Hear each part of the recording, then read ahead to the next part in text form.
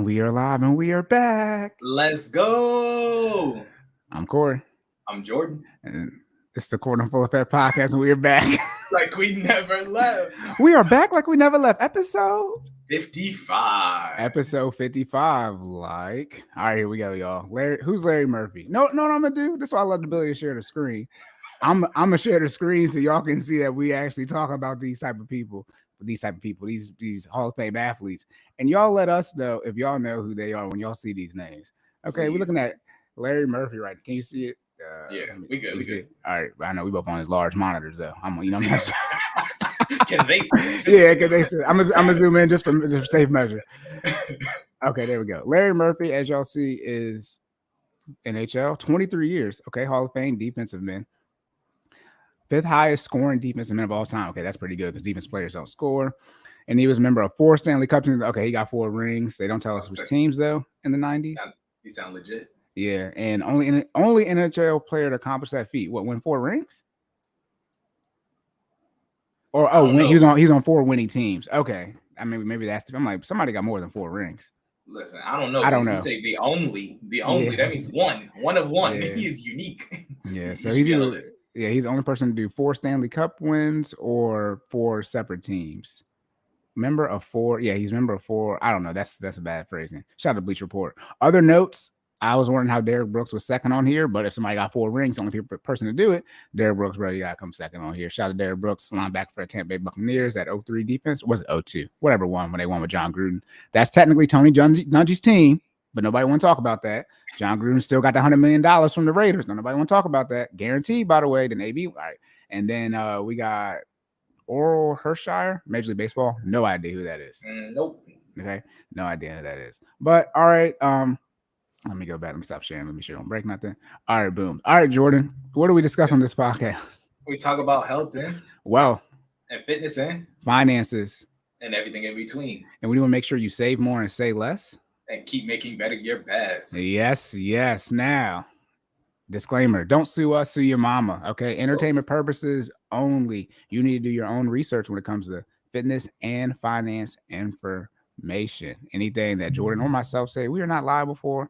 And one day we're going to actually get the script that our lawyer sent us and actually say that every time. So, because we probably could get sued for the stuff we're saying right now. So, I thought she'd be watching this like, bro, you know that? What did I write the disclaimer for? Y'all not going to use it. Look, y'all know what we mean. All right. Don't come on here with that smoke. We don't want none of that. All right. Oh, my goodness. And then what I'm going to do is I'm going to go and make sure. While Cory's doing that, you want to make sure that you like, share, comment, rate, review, subscribe, okay? This podcast needs to get out there. We need to be in the group chat. We want all the smoke, okay? Put us out there. It's a new year. It's 2023, okay? Shout out to the new year. We need to make sure that we in all y'all circles, okay? If you want to talk about anything fitness or finance, please come see us. Shoot us your questions because we're here to help, all right? We're giving out free game at least once every other week. We're going to try to get back to once a week. You know, he doesn't need to hear nor there, but at least free game once every other week, fitness and finances, okay? So send us your questions. Please make sure you like, rate, subscribe, review on all major podcasting platforms, including Apple Podcasts, Google Podcasts, Amazon, you name it, we on there, okay? Yes. Anything, Cory? No, that's it. Now, all right. Now, as those of y'all who tuned in, Walk Wednesdays did not get dropped. That's because I've had significant emergency situation going on. Look, Cory been like this since the 60s. He needs some milk. Okay. No, he been handling it though. He been handling this. Yeah, I mean, it's one of those things where I can't build houses. You know what I mean? Like, all I'm gonna say is just have the emergency fund. If there was ever a reason to have the emergency fund, it's a lot easier to make decisions when you know you got the money. Right there to pay for everything. That's all I'm gonna say. But I've been in go mode. I've been in go mode since not this past Friday, as in the 13th, a week, so January 6th. So as y'all can see, my background's changed. The good thing is I'm always have lights now, so no more late night struggle streaming. I can turn the lights off and still do it, but I'm always have a light now. and then what is it? My background has changed, y'all can see. So I still got to get everything set up. Didn't get Wi-Fi till 3 days ago on Thursday, which is why I missed Walk Wednesdays. And I was like, I should record, but I'm, it get closer and closer to the next, day. It get closer and closer to Wednesday as I miss a Wednesday. So I'm just gonna wait again. So I'll be back Wednesday, God willing. Right now, it's all to the big man. I can't guarantee nothing for y'all. But Just doing Jordan, the best he can. did you have any errors to clean up? I'm gonna be honest with y'all. Probably. Probably I didn't check. I did not check. I need to do this. I owe y'all some error cleanup, but I didn't check. But Corey, did you have any errors? Probably, but I don't even check the errors for Wealth Wednesday. Let's be very clear. Y'all. Oh gosh, that does not check. All right, y'all. We'll do better eventually. You know what I mean? I ain't gonna even say it like it's gonna be next episode because it might not be. But we'll do better eventually. We're gonna get y'all some error cleanup. I mean, at this point, we're going on 2 years now. It's blatant errors now. I have to, you know what I mean? That's why I share the screen, things like that. If I say something like that, that I've already. Hold on, I got you. Wait, look. I've already said this before. Is it? Am I the only person who? I'm probably am. Am I the only person who says that they've already said this before? Because I'm thinking it comes in handy so much. I've already mentioned this, but you know, if it's something that we've already discussed before, and we make sure when it's the first time we're discussing something extremely important that we get it correct the first time. Go back and reference that episode. We are on our way to 100 different episodes between this and Wealth Wednesday. So please go watch. Oh, we got over probably almost 100 hours. So go watch something. Well, watch one of those, please. And this is where we have a whole disclaimer. I mean, if you don't agree with it, do your own research, right? Again, free game. All right, free. Keyword is free. Now you want to pay me as a difference, but free game, okay? You get what you get. All right. Yeah. Also too, don't need to research. Pay off the debt. All right. So oh man. Jordan, do we have any feedback? Yes, sir. We got some great feedback for this time. So a couple of our listeners have tuned in. They've been checking us out. You know, everybody trying to get right for the fitness and finances for the new year. A couple of gentlemen, some good things.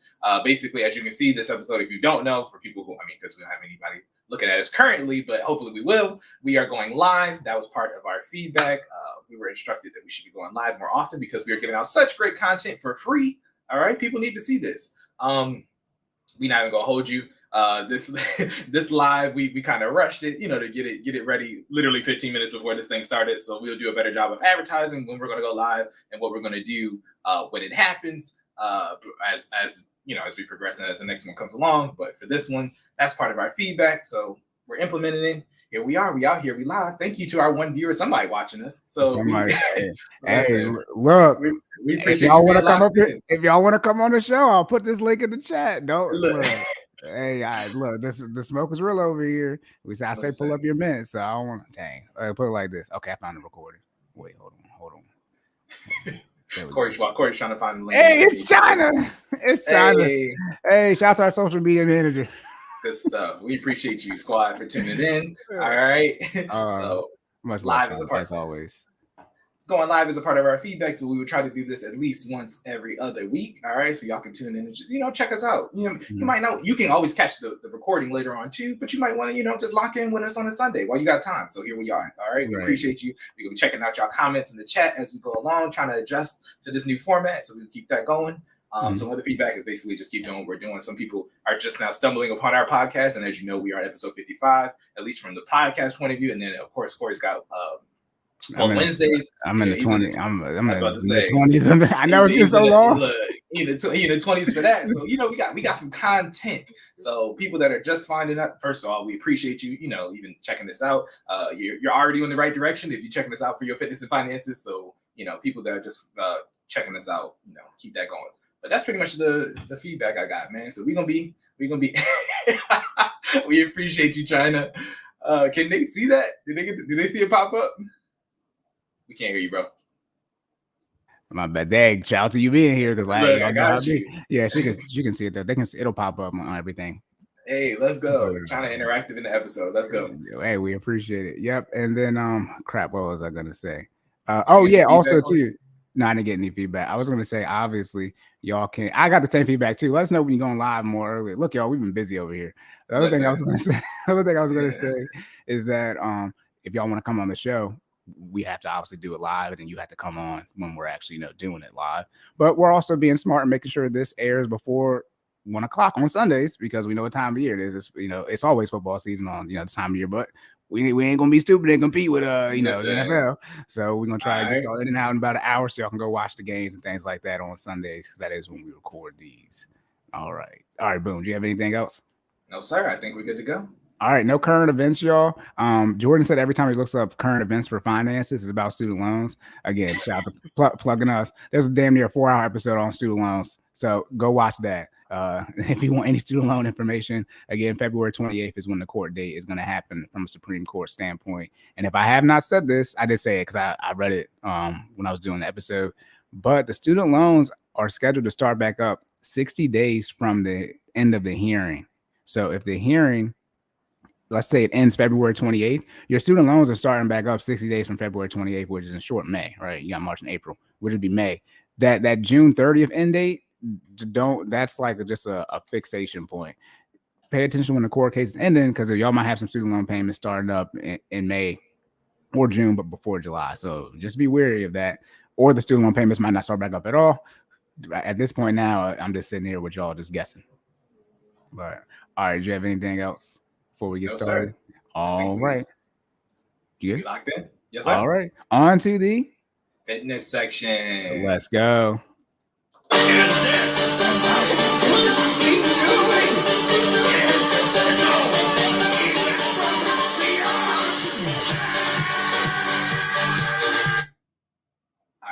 Once again, we still working on the soundboard stuff, y'all. I owe y'all. The shuffle has not gotten corrected. I know I said I was gonna fix it. I ain't fixed. I mean, look, okay, it's still the same. All right. I know y'all like, dang, Jordan, you switching theme songs more than you change clothes. Don't worry about that. All right.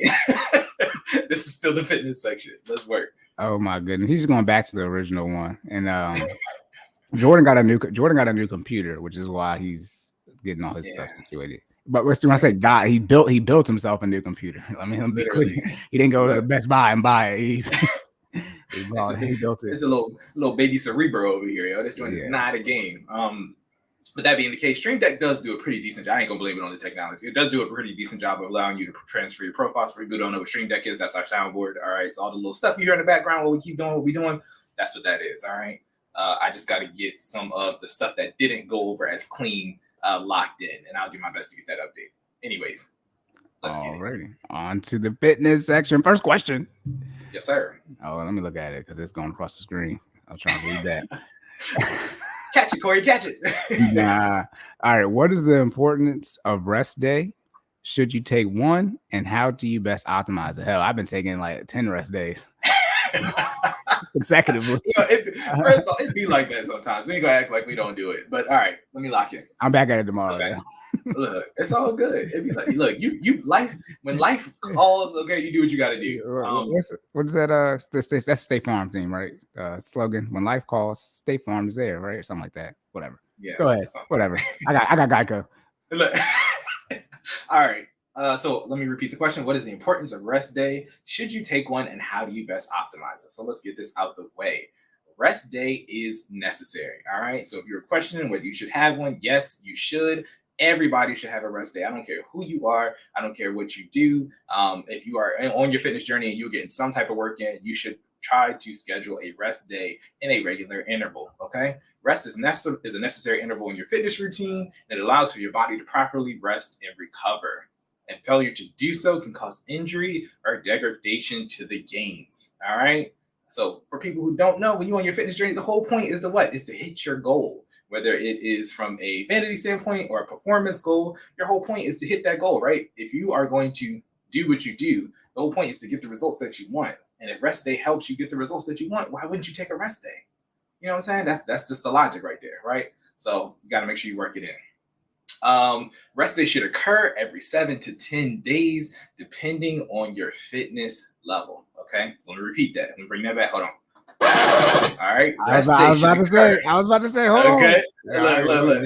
Y'all hear that? Those key words, depending on your fitness level. Just make sure.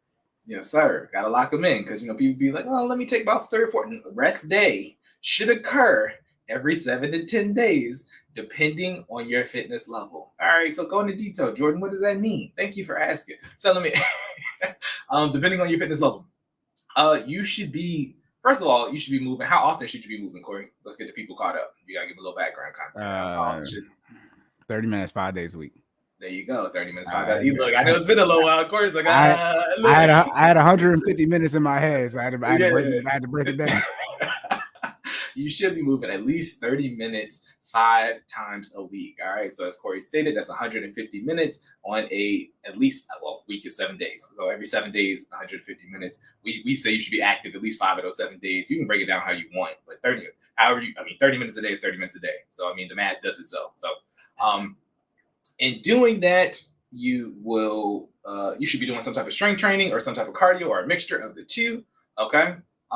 If you are doing, and this is my rule of thumb, if you are doing more intense strength training or cardio, you might want to implement the 2-day rest period in a week, right? So in 7 days, like exactly what we just said, if you are doing, a minimum of 30 minutes of 30 minutes of exercise, every 30 minutes of exercise for 5 days out of that 7 days, you might want to implement the 2-day rest period. All right. And I would recommend that to people who are actually doing more than 30 minutes a day. Because honestly, 30 minutes is good. It's not great. Okay. So that's the floor, right? That's the base recommendation is 30 minutes 5 times a week.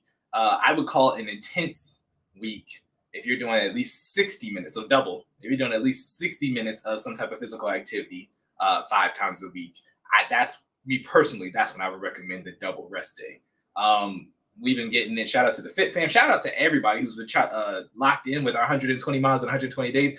First of all, we got 56 runners this year. That is huge. I think that's almost 20 more people than we had the last year. So we tried to, for those who don't know, shout out to FinallyFit.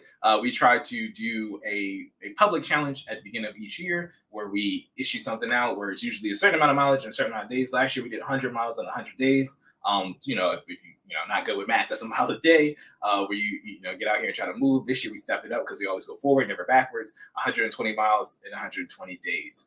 So we have 56 people participating. I think at least 45 actually active runners, meaning people who have actually got out there and moved a little bit.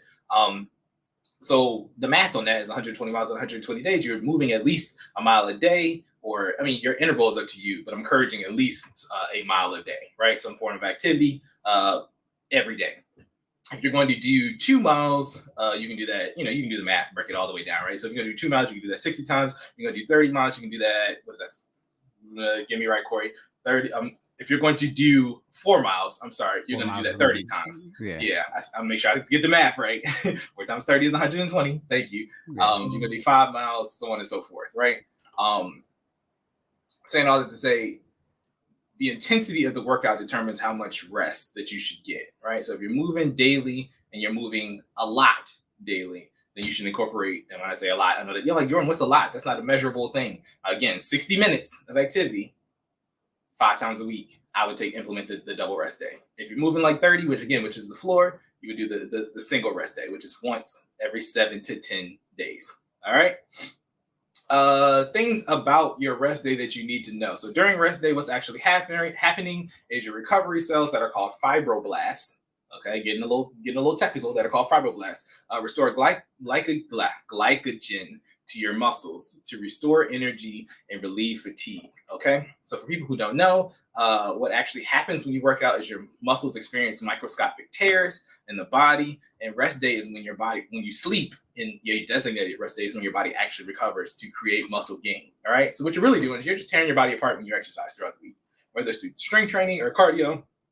You're taking those muscles and you're literally just causing little itty bitty rips, and then your body comes by and applies protein and glycogen to those muscles to allow them to recover, and it basically sticks protein in between the cracks to then make the muscle bigger. So the next time you go, you have more muscle to complete the task. Tracking? So that's literally what's happened I kind of rushed through it a little bit, kept it high level, but that's the scientific breakdown of what's happening. So that is why rest day is absolutely important, because technically your gains are made on the rest day, not during the actual activity. Okay. The activity just determines the depth of the tear. Does that make sense? So if I'm doing strength training and I'm going hard, you know what I mean? I'm lifting double my body weight or whatever the case may be. I'm just making a deeper tear. On the rest day, when the glycogen and the protein is applied, that is when the fix occurs or the healing occurs and the muscle actually gets bigger. Tracking? So working out is twofold. So that is why you absolutely cannot skip rest day, because the gain is actually made in the recovery process, not in the tear. Tracking? All right. Not last but not least, but I'm gonna bring it around to how to optimize your rest day. Rest prevents injury and allows the muscles to recover, preventing reckless endangerment of the body. Okay, so you again have to do it. If you continue to work out without taking a rest day, it can kind of have an impact not only on your body but on your mind, right? If you continue to do the same thing over and over and over and over again without giving your body any type of rest, you become reckless, right? When you you get into an activity and you don't give your body time to recover, you start making what we call in sports mental mistakes. Okay, Corey, you can attest to this because I know you've played football before. When you start getting tired, what does your coach tell you to do? They tell you lock in so you don't make mental errors, right? Right. It's you know what I'm saying? It's execution while under duress. You know what I'm saying? Everything is easy to do when you're feeling good, you're 100%. You coming out there, you ain't hit this week. That one day practice after after you fresh off the weekend and you haven't done anything because. I mean, depends on what level you're at, but if you play high school football, it's Friday night. If you play college football, it's Saturday. Either way, you had a day off, you know what I mean? And you come back in and you're 100%. Of course, you should be executing at an optimal level, above optimal level, right? Because you are 100%. It's them Thursdays, the Wednesday, not Thursdays, because Thursdays you usually go pads or, you know what I mean? But them Wednesdays, when you're tired and you've been, lifting 5 a.m. wake ups and you didn't, ran through a couple of practices, that's when you need to execute or focus on executing at your highest level because you make mental mistakes when you're tired. Okay, it's not that you don't know what to do, but because you've been doing it under such a long, under such a state of duress, it becomes more difficult for your brain to process the action at a fast rate. You know what I'm saying? So that same theory applies to working out, right? Not just sports, but they're all in the same arena, right? Fitness, sports activity, all under the same umbrella. So that being the case, when you work out, you need to make sure that you give your body some time to rest, because if not, you get so used to the action that you become a little bit, more lax when executing, and you expose yourself to risk of injury. So that being the case, make sure you take a rest day and you rest your brain too, to make sure that you're operating at an optimal level. What people don't realize is consistency is key for fitness, but you also need to be optimizing your movements, right? It doesn't do you any good to go to the gym and waste your time while you're there and not do the best reps or form that you can do while you're there. You see what I'm saying? If you're in there, you just swinging the weight around, but you give me half reps, or you just don't want to be there, make that your rest day. It's okay to, it's okay to call it audible, right? Usually I program for my rest days to be today, to be Sunday, right? Yesterday I just wasn't feeling it. It was, I had those days where it's like, I'm again 120 miles, 120 days. For me personally, my challenge, I've been trying to double it up, right? So I'm doing 2 miles every day because I want to have 240 by the time 120 is done. My body was like, Jordan, if you don't sit your butt down somewhere, we not doing it today. I don't care what you want to do. We not running. You know what I'm saying? And I've learned to listen to my body. Quads was screaming. You know what I mean? Hamstrings was tight. I was like, I'm not going to go out there because what? My body's telling me if you go out there and try to push this today, you might hurt yourself. And then we'll be done for a week. You know what I mean? So again, learn to see the physical cues, to see the mental cues on, the stress on your body, and to take a break when it's necessary. All right? It's okay. But guess what I'm about to do? As soon as, we wrap this up, I'll be outside. You know what I mean? Because again, a rest day is a rest day. You take your day, but then you lock back in. That's where the discipline side of it comes in. You know what I'm saying? You got to make sure that you lock in. You take your rest day, but that you come back ready to work. Okay? Don't let a rest day turn into rest days. Okay? A rest day turn into rest week. It's not rest week. Okay? You get a day, you get out, and you start moving again. All right? And then I'm going to bring this last point. We're going to how to optimize your rest day, okay?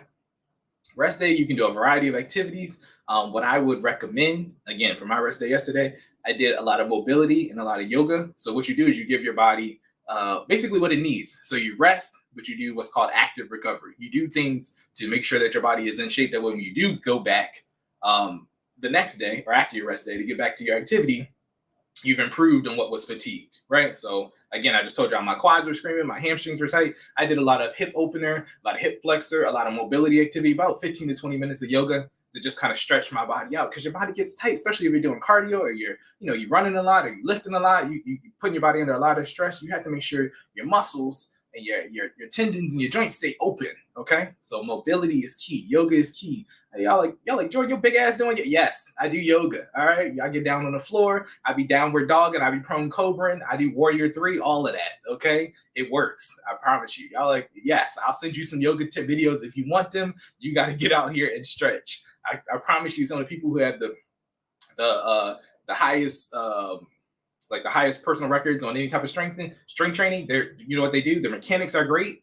And you know why their mechanics are great? Because they have the most optimal range of motion. You know how they do that? They stretch. Yes, they stretch. Okay, I've started following, especially since we've been into this fitness stuff.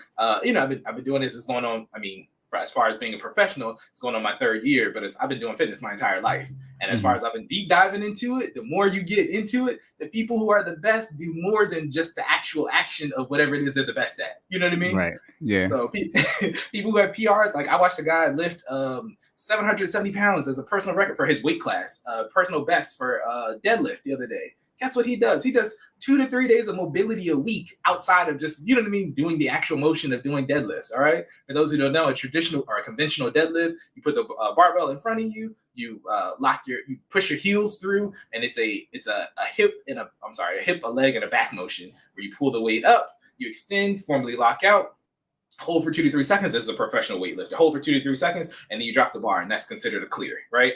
So in order to do that, he has to work on his hamstrings. He has to work on driving the force through his legs, his quads, his glutes, everything, right? All that comes with mobility on top of actually doing the reps that he needs to get the exercise done.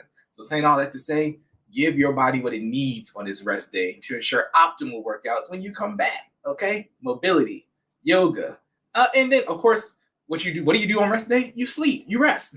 Okay, give your body that time it needs to actually recover. I know we've shout out to the sleep cycle episode. I don't know what episode it is, but when we talk about optimal, at the minimum amount of sleep you should be getting is 6 hours. There's a 2-hour cycle that occurs where your body actually gives the muscles protein. That occurs 3 times in a 6-hour cycle to make sure that it's optimal for muscle recovery. Okay, so 2-hour cycle that happens 3 times. That's how you get the 6 hours of minimal, the minimum amount of sleep that you need to be optimal. Okay. So that's how you allow your muscles to recover. So make sure you get a nap in on your rest day. Look, I I definitely laid down. It's a little bit harder to do because, you know, I'm a dad now. So unfortunately, your kid don't care nothing about your gains. Okay, you got to get out here and do dad stuff, be a husband, be great, do all those things. But when you do get some time, make sure that you actually rest. Other things you can do to optimize your rest day. What's up, my guy? We appreciate you tuning in. Yes, sir. Yes, sir. Trying to get the people locked in. Trying to get them locked in. Jordan, you gotta keep talking. You know, I post the comments. Oh, my bad. I'm not supposed to engage. All right, my bad. We can have like a set aside time. Okay. All right. My fault. Yeah, when we do it because we live. So you got. Look, it's my first time. I said Jordan. Look. Anyways, all right. I gotta start sending you a live stream so you can just see how. Listen, don't put me on. All right, don't put me on live because I'm gonna keep talking. Anyways, all right, finishing it up. Optimizing your rest day by sleeping. Of course, doing your favorite pastime. All right, so of course life is gonna continue to life. You have your responsibilities that you got to take care of. But for me personally, when I'm done being a dad, when I'm done being a husband, when I'm done doing everything I got to do to keep all of this afloat, right? And I'm done actually resting, then I try to engage in some of my favorite pastimes. Now, mind you, that's the last thing that I do. So it's usually not a lot of time for that. But if I get some time, I like to play a little bit of video games. I like to work on my business. You know what I mean? Because I know that y'all like, Jordan, that's money related. That's one of my favorite pastimes. I enjoy fitness. So I enjoy improving on the services that I offer, the stuff that I put out for the people, the content that I release. So that's, what I do in some of my favorite pastimes. Okay. And then last but not least, active recovery. Okay, so there is an episode, I think we talk about active recovery and exactly what that is. Shout out to these, many episodes of CNFE that we put out. So please go ahead and check that out. I don't know. I'm not gonna act like I'm about to put the number in there. I might not. But go listen. Man. What did Drake say? MTV. It's too many now. That's why I worked on naming them better. So hopefully, this is probably a year ago now, but so y'all can search and find what we're talking about. So it should be named on there. Active recovery should at least be in the description, I think. So if you type in CNFE and active recovery, I'm guessing it'll pop up. Right? It's not going to be in the description. The description is static. It's pretty much the same every time. Well, shout out to all our episodes. Just listen to all of them. I'll see if I can find it real quick while you talking. But basically what active recovery is where you give your body a less intense activity on your rest day. You're like, Jordan, you just told me to sit down somewhere. I did. But if you're like me, where you still enjoy like closing your rings and you want to do something, yoga is a perfect active rest activity, as well as walking, any form of stretching, anything that challenges your body to move a little bit or stretch or do some type of mobility, but doesn't necessarily push your heart rate zone to zone 3 or higher. All right, there's an episode about heart rate zones too. Look, we got a lot of content out here. Now, I'm not gonna tell Cory to find them all. Okay. Well, like this. Not only do we have, it's obviously on the episode. This is when I was clipping up the videos. We got a 9-minute 23-second one for y'all, so you could definitely. What are the benefits of active recovery? It's literally. I'm looking dead at it.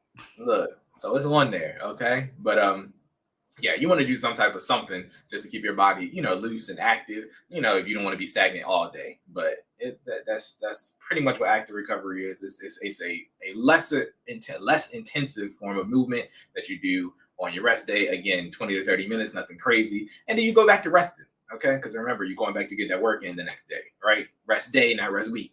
All right. I think that's pretty much it. So make sure I answer the question. What is the importance of rest day? Should you take one, and how do you best optimize it? Rest is a necessary interval for your fitness routine. Allows your body to properly rest and recover. Should have one every 7 to 10 days, depending on your fitness level. I already talked about what your cells do. We ain't gonna go back into that. And optimize your rest day. You should either be resting, aka sleeping, doing a favorite pastime, giving your body some protein so it can recover properly, catching it up on your non-fitness activities, and an active recovery. All right. I think I'm good. Let me see. Let me find. So you gotta give yourself.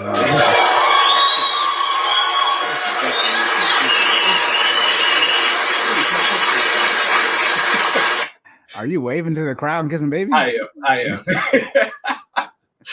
Oh man. Oh my goodness. All right, y'all. Look, if y'all need to take some days off.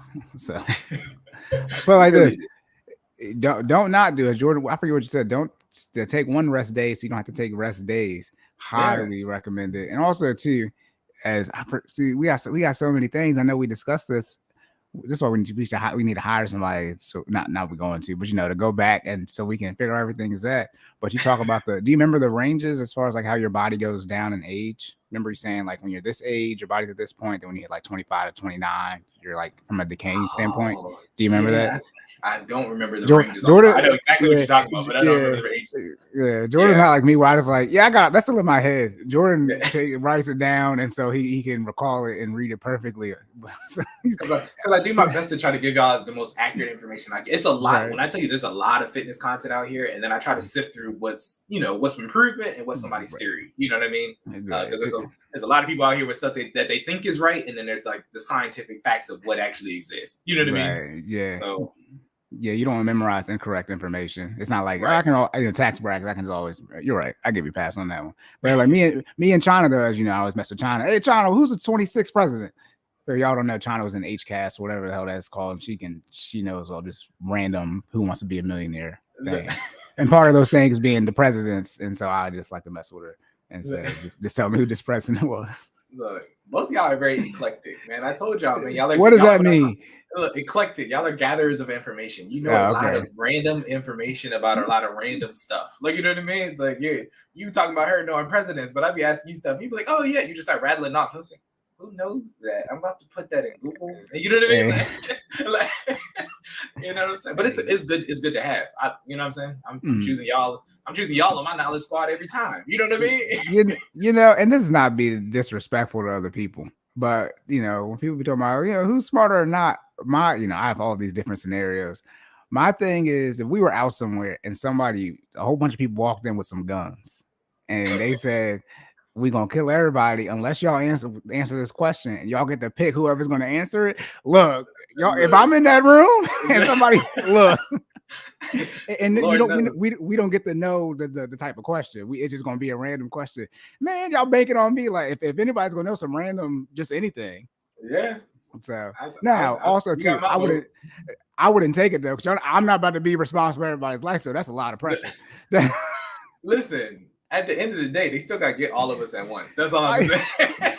Yes. I mean, we gonna answer the question, but we still gonna fight. Like, you know what I mean? Like, now you're breaking down whether or not they're gonna actually be able to terminate it. I'm talking about 1,000 people walk in and it's 10 of us. Okay. I'm talking about I'm just saying, this is where that fitness come in. All right, they still gotta catch us. All right, look.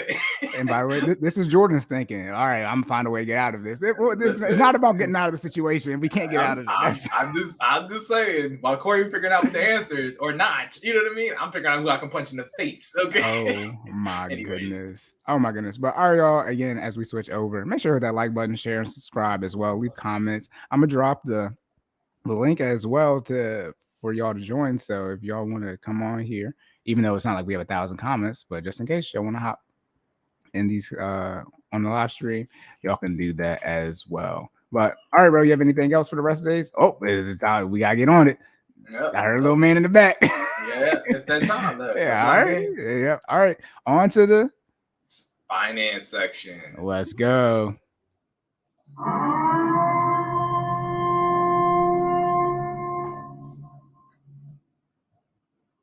Dang, I still only got. Dang, I was saying. I got you.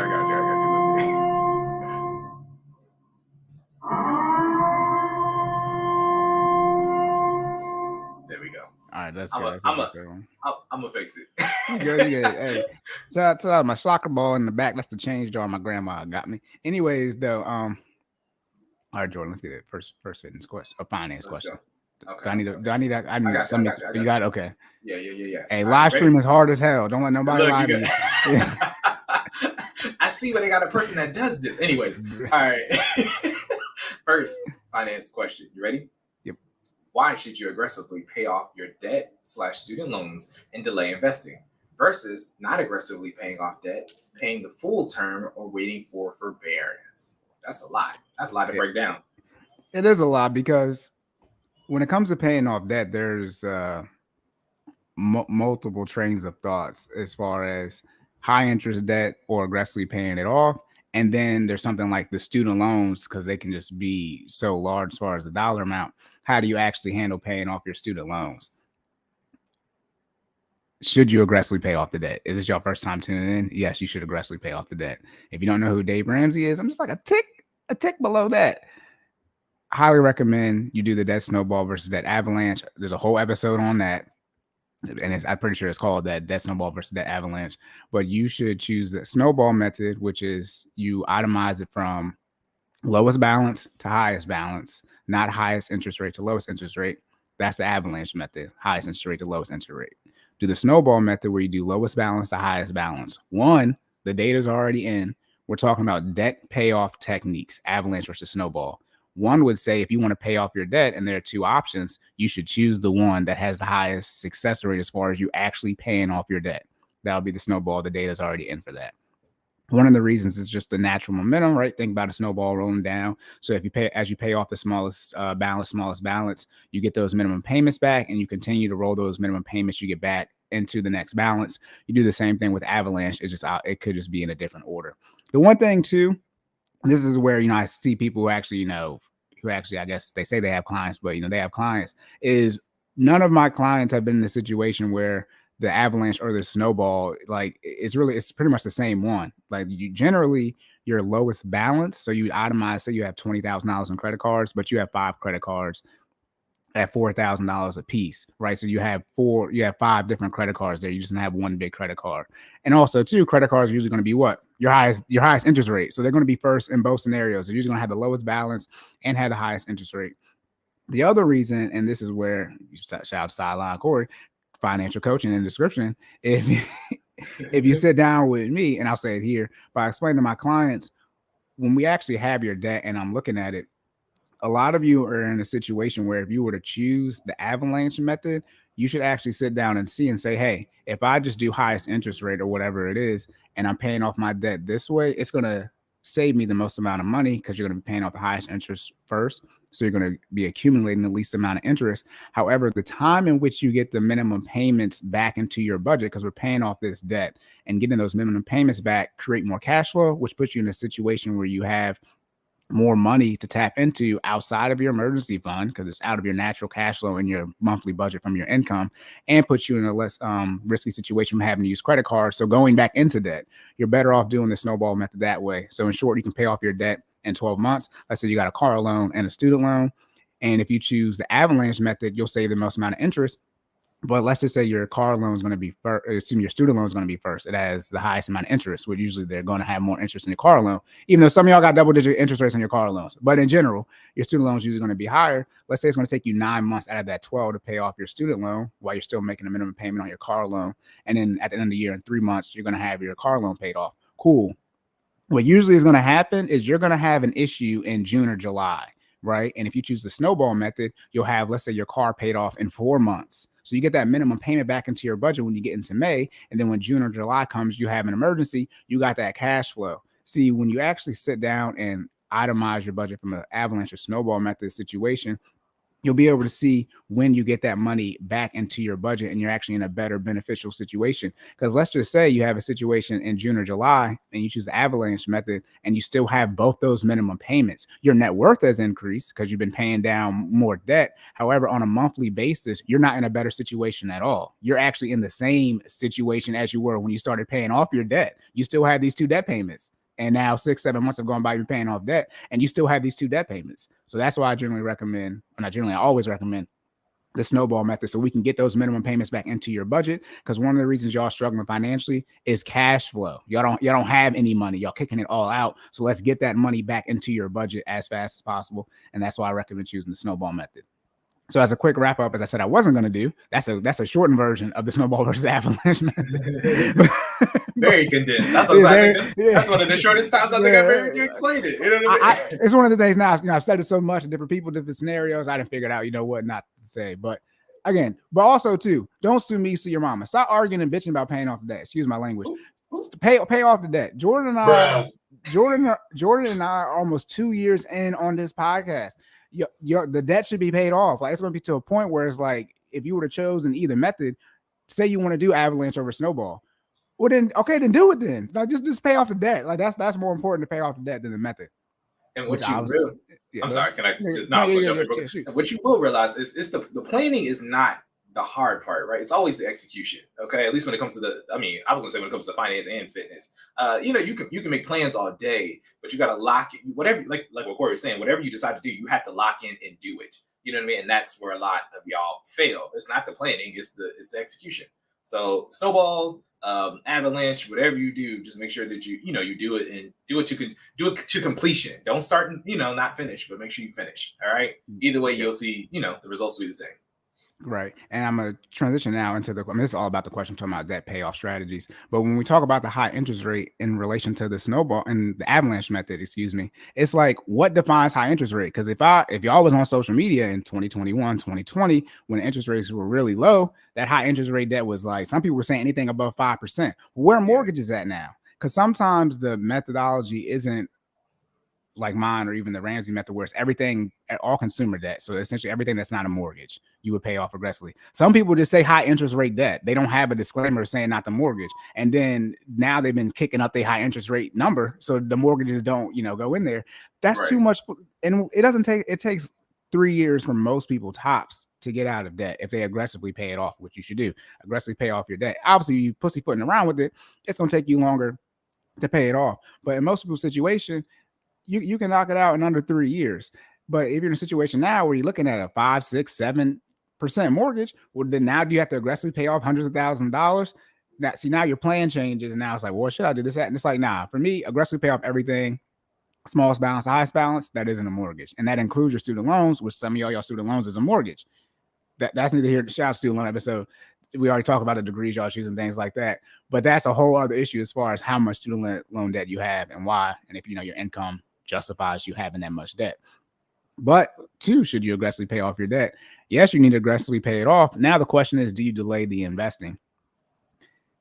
You should only delay the investing if you have to get that money back to hit your goal in the time that you want to hit it in. So if you want to pay off your debt, let's say in 12 months, right? And you got $12,000 of debt. That means you got to put how much money towards the debt a month, Jordan?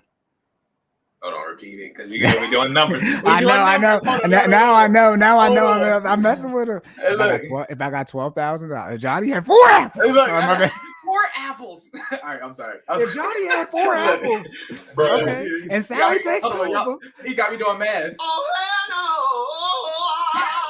right, I'm listening. Oh my goodness. Hold on, give me 1 second, because my phone's about to die. I'll be right back, y'all. Look, see, leave me with the math problem. I could put the Jeopardy music. Let me stop. Johnny has 4 apples. And he takes away 2. How many apples does he? Promise y'all, I got a degree in STEM, okay? I can do basic math, but when Cory be talking, I be focused on the finance stuff and not the math problems, okay? So I hear everything else. Then he start talking numbers. It's like, oh, okay, I got to write it down. Oh, no, you guys can see my mess of a house. I told you I've been moving. Oh, my goodness. It's all good, bro. It keeps turning. Oh, snap. Okay, I'm just gonna be good. I'm just gonna wait till it tells me at 10% because we almost done. Please hold on while you're experiencing technical difficulties. Look at that. Electrical issues. All right, boom. All right, so one of the other reasons all right, Jordan, if I got $12,000 in debt, okay, and I'm trying to pay it off in a year, how much do I have to put towards it in a month? Oh, $1,000. Boom, $1,000. And this is what I do for my clients, and I'm doing it for y'all right now. But if you want to pay off your debt in whatever how much debt it is, for this example, $12,000 in 12 months, you got to put $1,000 towards it a month. Y'all come in here and telling me you don't have the $1,000. And then what do you want to happen? I've already said this before. Do you not play it? I've already said this before. But yeah, he said I'm gonna just do it live. Look at that. It gets so confusing. You don't have the money that you need to hit the goal that you want to hit. And then just like, well, you might need to cut your investment. Now you can obviously increase your income, right? But most people aren't sitting here like, yeah, I'm just gonna go make some more money. Shout out to the side hustles. But most people are in a situation where it's like, boom, I'm gonna just go make some more money via, you already have your 9 to 5, and it's gonna be hard for you to work a part-time job into a 9 to 5, right? You already essentially do that all day, and usually the type of job you're gonna get is gonna be significantly reduced from, a pay standpoint. And then obviously you can start up a side hustle. But again, do you have the time to do that? So for most people, they can keep the investing going because they can still hit their timeline when they want to hit it. You just on a more strict timeline because you have less cash to put towards your debt, which means you have less wiggle room. I've yet to have to do this for any of my clients where they've needed to cut out their investing. All my clients, if they wanted to and have chosen to, they continue to invest throughout the entire debt payoff process. And as you focus, and we talk about you focus on your goals, they're still in a position where they're going to pay it off faster than what we originally determined anyway, because your income is going to increase. You're going to get a windfall. You're going to get better at budgeting and tracking your transactions. So you're going to start cutting back on things you don't need to do, i.e. stay your ass in the house and stop eating out so much. All these different things, fresh off of New Year's, all these different things that you can do to continue investing. But y'all want to do everything. Y'all want to do everything but pay off the debt, but then say you want to pay off the debt. So you want to pay off the debt. And that's where the things start to contradict and you have friction. So you don't have, so you don't have to do, okay. No, I was going to just throw something in that regard. I will say, because I was, for people who don't know, I was Cory's client 0. I think we did stop. Patient 0. Patience, what I'm saying. The first one. Look at that. What I will say is I think we did stop contributing to our 401k, at least temporarily. But what that did for us from a motivation standpoint, it just, because if you think about it, if you're going to stop investing for us, which is literally planning for your future, right, your retirement, if you're going to stop investing to aggressively pay off the debt, right, then that makes you it's almost like your intrinsic motivation, because it's like, okay, now I'm risking my retirement, right, to attack the debt. You know what I mean? So it almost makes you put your money where your mouth is, literally, right? Because it's like, okay, I'm not planning for later because I'm betting on that I'm going to pay this off within this given timeline, and I'm willing to bet my current retirement, you know what I mean, to get to that goal, right? So I will say from an intrinsic motivation standpoint, that helped us because we were like, all right, if I'm not going to get this match, we got to be done in 19 months because that's what we said. Exactly. You know what I'm saying? Yeah, and that's one of the reasons y'all need to sit down with someone or watch everything they've released. Those I'm not joking. Because obviously I'm about to give you the whole answer right now. But if you didn't watch, this is like the 90th one. So if you watch front to back, you can leave from the back. If you watch back to front, then you if you watch back to front, you gonna catch what I'm dropping.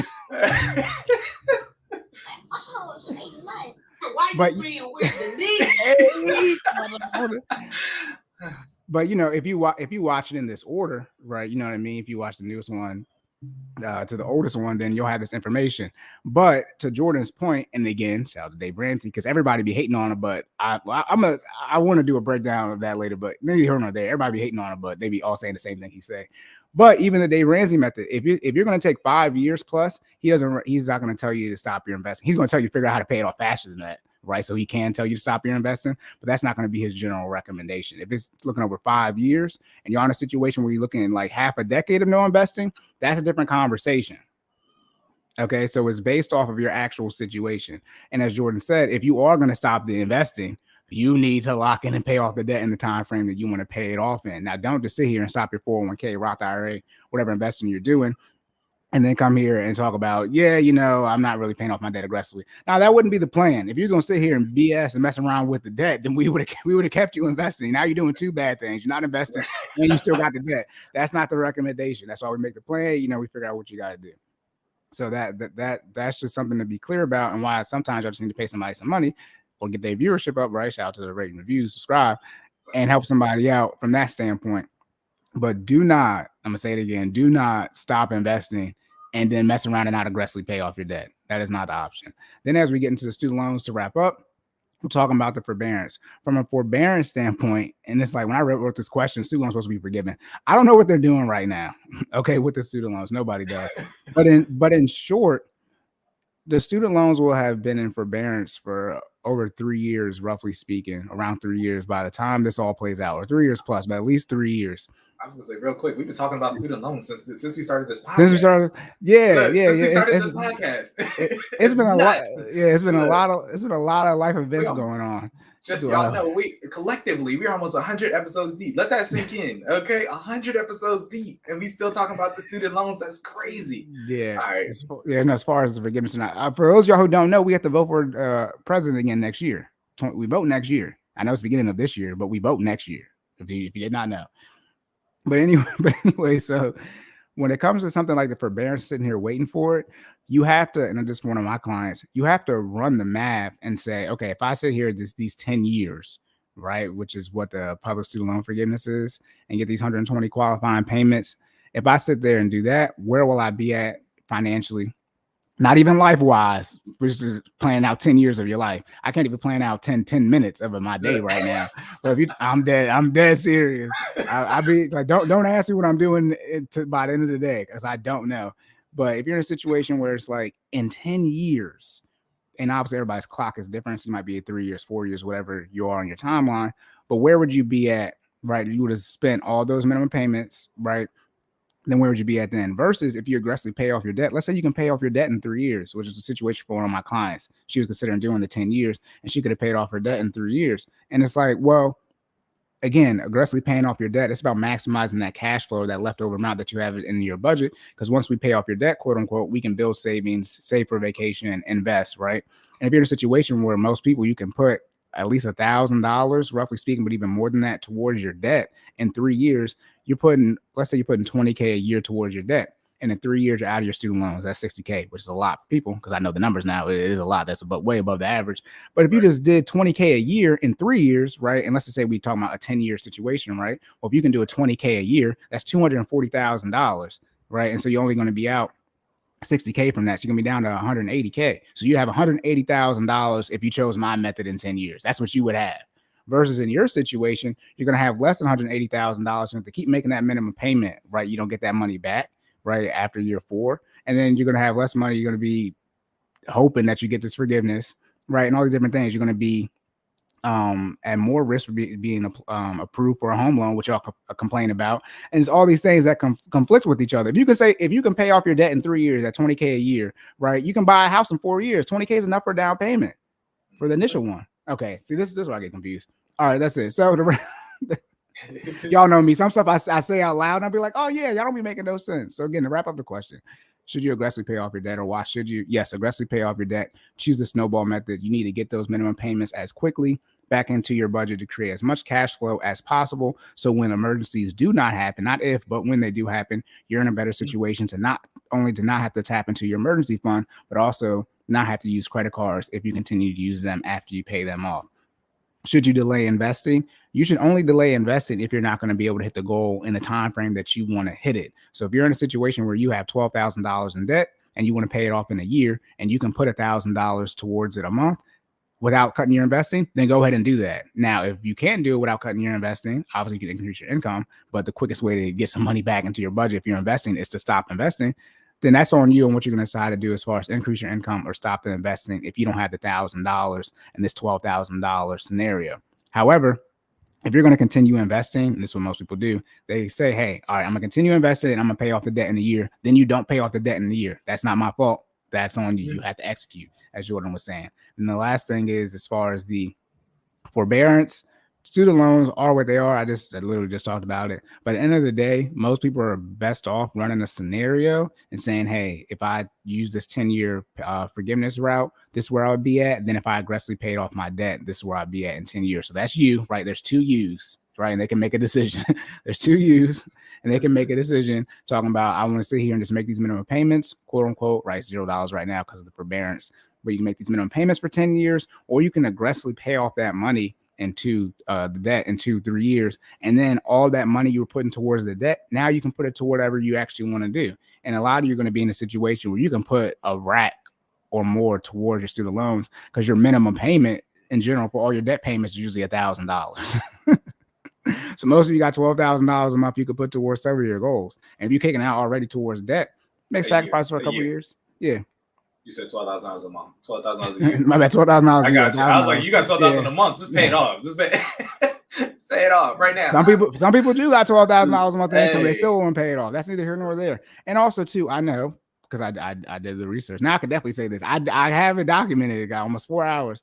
I did the research on student loan situation. I understand there are some people who have egregious amounts of student loan debt relative to the income. When I did that episode, that live stream, you can sort of see the degrees that require more education, which by definition means more money you have to spend. They're on the lower spectrum outside of the medical field, right? Most of the degrees that require you to be employed in that field, you need to at least get a master's in. Most STEM degrees don't require you to get a master's. You can get one, but you don't need to make money. Mm-hmm. But you don't have to get a master's for teaching, but a lot of teachers will go and get their master's. And I'm talking about, elementary school. I'm not talking about, to teach right. high school or college, but elementary, right? Social work, things like that. Anything, political science, any type of thing, you're going to have to usually get a master's for that type of stuff. And it's already, roughly speaking, $10K a year for a bachelor's. That's $40K. And that's roughly what those jobs pay across the country, even in even in these higher paying states. So that's something you have to be aware of when you're looking at your student loans. Like at some point in time, you have to admit, because you were grown at some point in time during this process, hell, you got a college degree. For those of you who got a degree, but if you got a college degree, I'm assuming you some type of smart. So I don't want to sit here and you talk about you can't really acknowledge the fact that at some point in time you didn't say, hey, is this the best decision I'm making? From a financial standpoint, from a family standpoint, because y'all complain about, not having the money to get y'all a house because of the student loans. And it's like, well, where was this long-term thinking when you were in your early 20s? Now we're saying, when you're a junior in college, you can't make no decisions. You've been driving for 5 years. I'm done. Nobody wants to explain to me how at 16 you can get behind a Ferrari. Okay. All right, that's it. Yeah. You've been driving since you were 16. You had a license since you were 16. You've been driving since you was 15. You get your permit at 15. You can get an airplane. You can fly a plane at 14. Or naming all the things that you can do and not making it and still make an intelligent decision about your money. Anyways, make it make sense. We putting you behind a power for some of the best technology humans invented these engines. And you talking about, I was just out here in college doing what I want. All right, that's all, All right, that's it. Lock and loaded. God!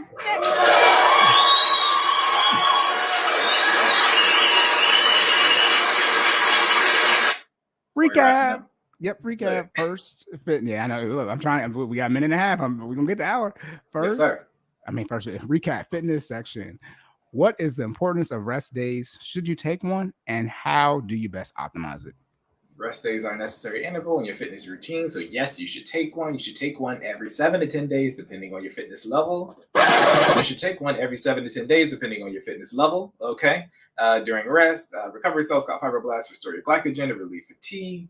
It prevents injury as well as allows you to optimize your workouts for when you do continue to go back, all right, and cycle through. And then to optimize your rest day, you can do so by sleeping, of course, resting, you know what I mean, because that's what rest days are for, doing your favorite pastime, giving your body protein, catching up on non-fitness related activities, and active recovery, all right?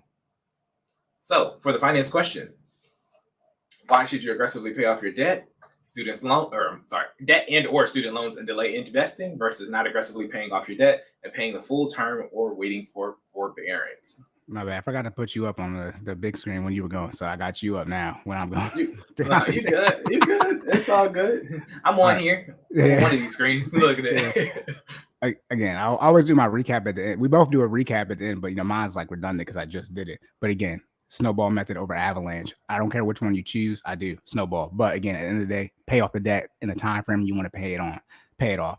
If your priority is to pay off your debt as fast as possible, you can't then complain about what you need to do to achieve your highest priority. Shout out to a big life lesson right there, because that's what y'all do. Y'all say you want to pay off your debt as fast as possible, then this is what you have to do. You don't want to do it. Again, this is why you have the debt still, by the way. Okay, that's the lot. If you didn't understand why you still have debt, it's because you won't do what it takes to pay off your debt.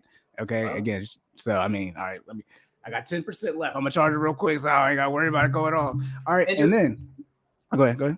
No, I was going to say, just touch on why you should do the snowball versus the avalanche. A lot of y'all need that motivation, right? To see that it's working. And the snowball allows you, again, by paying off the lowest debt first, right? And seeing that, this actual execution of this works, right? That allows you to keep going. I think statistically speaking, correct me if I'm wrong, Corey, statistically speaking, the snowball method has a higher rate of success than the avalanche. Because significantly.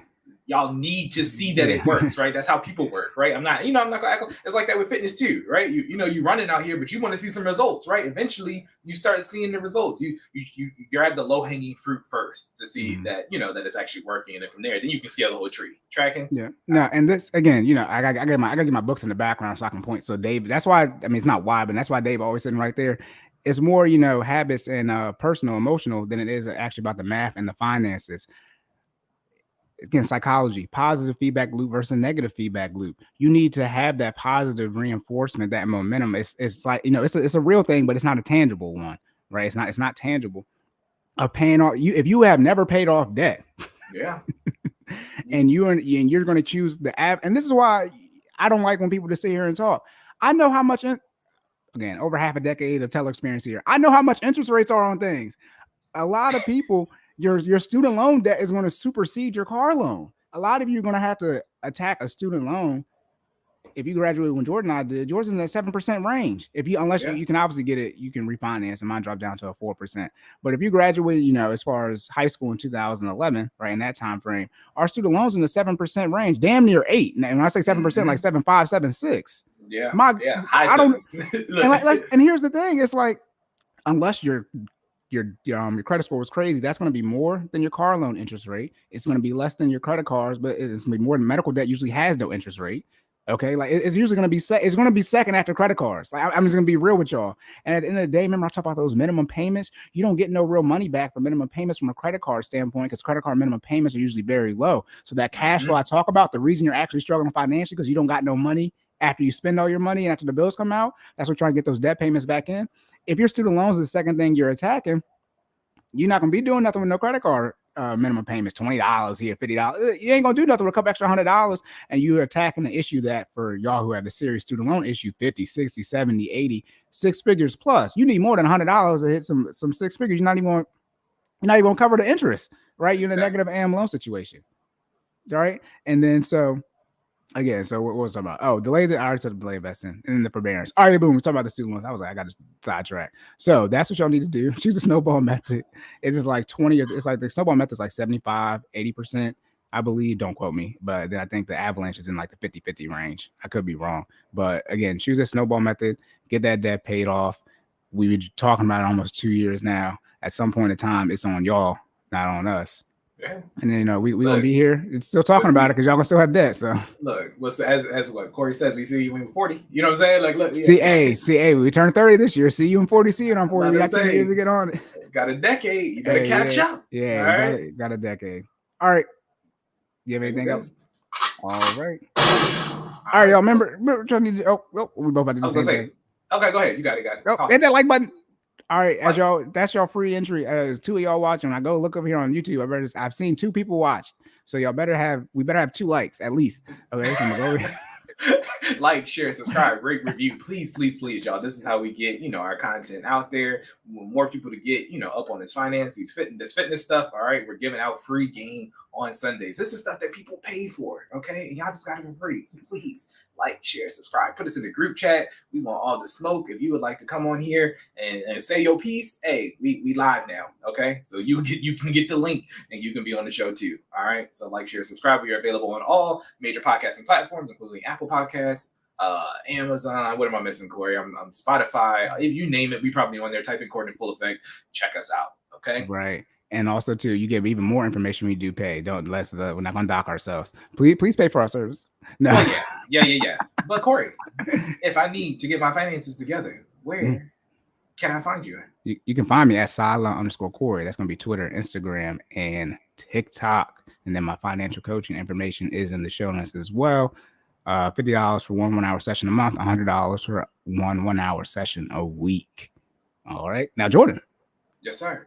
If people are out here, what do I always say? What do I say about the people being obese? And they're trying to not be in this, whatever, I can't remember that stat, in the obese, and they try and get their fitness New Year's resolutions, continued and started off on the right foot. What can they do?